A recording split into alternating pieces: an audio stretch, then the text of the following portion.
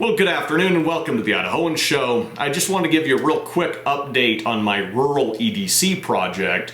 As you know, if you've been following the channel, I've been thinking a lot about firearms for Rural EDC, which is a particularly difficult application to select a gun for, because you really need something with the accuracy of a precision rifle, the stopping power of a hunting rifle, the firepower of a semi-automatic rifle, and the size footprint of an EDC pistol.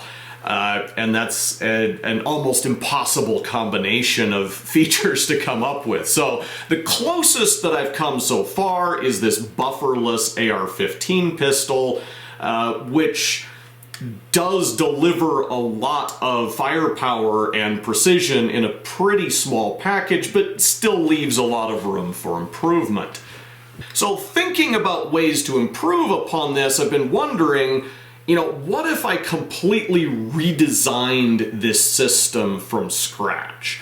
For the same barrel length, how much could I shrink down the action and the receiver to save space and give me the same functionality in a more compact package?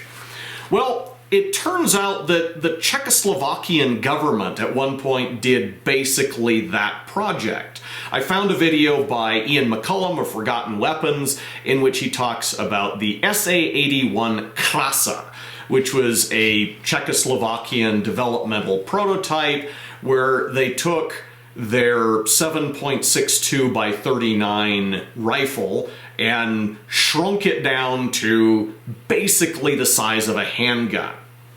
Specifically, they got the overall length of the firearm down to 12.4 inches with a 5.4 inch barrel. And in order to do that, they did things like designing it to pull cartridges backwards out of the magazine so that they could mount the magazine under the barrel instead of behind it, and trying to double up on the functions of various components, like the hammer also serves as a ramp to lift the cartridge from the position where it's pulled back out of the magazine into position to go into the chamber. So it seems like they really did their homework as far as really trying to miniaturize the mechanism as much as possible.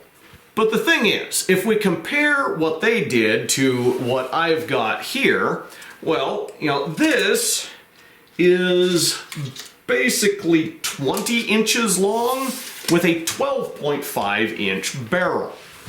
So if we subtract 12.5 from 20, we find that the receiver assembly of this bufferless AR-15 pistol is accounting for about 7.5 inches of the overall length of the firearm. Whereas if you do the same thing with the Krasa, subtract 5.4 from 12.4, you find that that receiver assembly is accounting for 7 inches of the overall length.